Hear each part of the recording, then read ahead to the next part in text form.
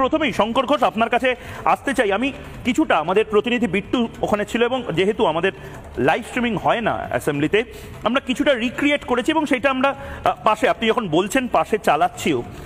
এই ফিরহাদ হাকিমের এই ব্যাকট্র্যাকটা, এটা কোথাও গিয়ে একটা আশার আলো যে আপনারা লাগাতার এইটার বিরুদ্ধে ক্যাম্পেইন করেছিলেন, লাগাতার বলেছিলেন ফিরহাদ হাকিম বয়কট, সংঘবদ্ধ প্রতিবাদ অনেক কিছু বদলে দিতে পারে, আজকে প্রমাণিত হলো।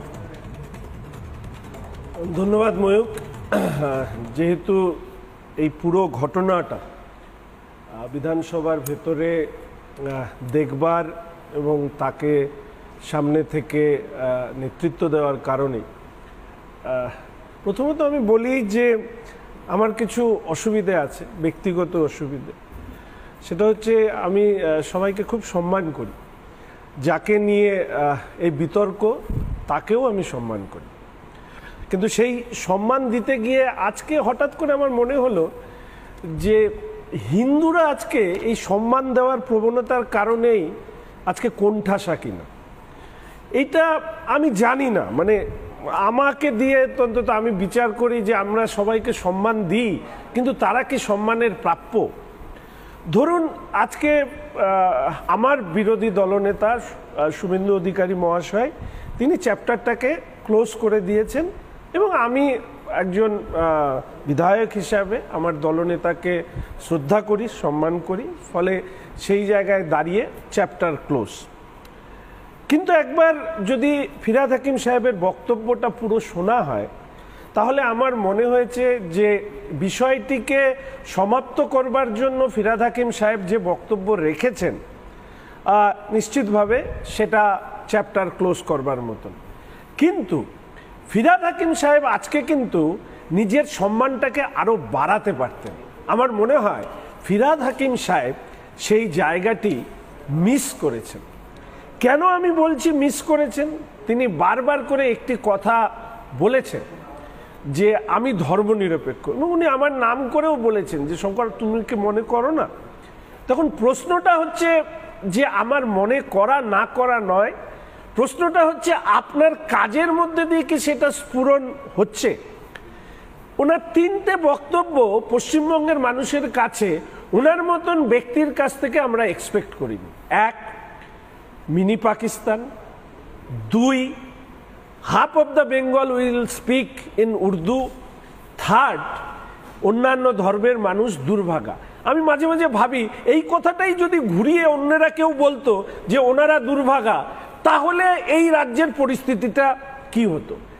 আসলে ময়ূক, আমাদের রাজ্যে একটা মানসিকতা আছে, ধর্ম নিরপেক্ষতা মানে হিন্দুদেরকে বা যারা জন্মসূত্রে হিন্দু আমাদের মতন তাদেরকে অপমান করো, এটাই হচ্ছে ধর্ম নিরপেক্ষতার সার্টিফিকেট। এবং এই কারণে আমি বাম ছেড়ে দিয়েছি। মমতা ব্যানার্জি, আমি এই মানসিকতাটাকে ঘৃণা করি। এরা ধর্ম নিরপেক্ষতার নাম করে এটা তো কারো অপরাধ নয়। হিন্দুর ঘরে হিন্দু জন্মেছে কি মুসলিমের ঘরে মুসলিম জন্মেছে, আমরা তো কেউ জানি না যে আমরা কোন ঘরে জন্ম গ্রহণ করব। কিন্তু এটা এই যে আমাদের মুখ্যমন্ত্রী বলছেন উনি শুনতেই পারেননি, এটা কখনো হয় না। হুমায়ুন কবিরও তো আপনার হুমায়ুন কবির বাবু তো আমি ওনাকে দেখেছি, বিধানসভায় কথা বলেছি, এবং আজকে আমার মনে হয় ওনারা কি এই কথাগুলো ইচ্ছে করে বলেন? ওনারা কি এটা দেখাতে চান যে এইভাবেই তোমাদেরকে থাকতে হবে?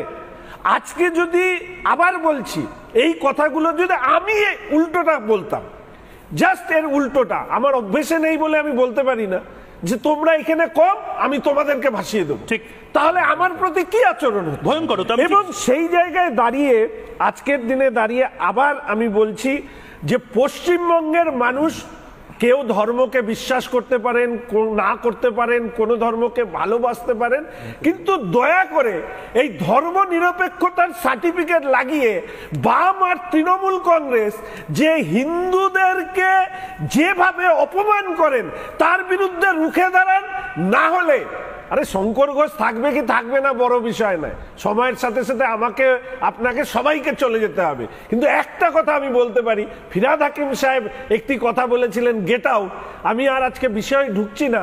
পশ্চিমবঙ্গ থেকে কিন্তু সময় এসেছে একটা দিন এই হিন্দু ঘরে জন্ম যারা নিয়েছেন তাদেরকে এই পশ্চিমবঙ্গ থেকে গেট আউট বলা হবে। এটা শোনার জন্য শুধুমাত্র ধর্মনিরপেক্ষতার মুখোশধারীরা নয়, যারা এই ধর্মের সবকিছু জানেন, আমি কিছুই জানি না, আমি চণ্ডী পাঠ করতে পারি না, আমি সরস্বতী বন্দনা করতে পারি না, তবু আমি আমার জায়গা থেকে এই প্রতিবাদটুকু করেছিলাম। এটা চলতে পারে না, এটা চলতে পারে না, একতরফা গালিগালাজ এটা চলতে পারে। ঠিক, সুকন্যাদি তাহলে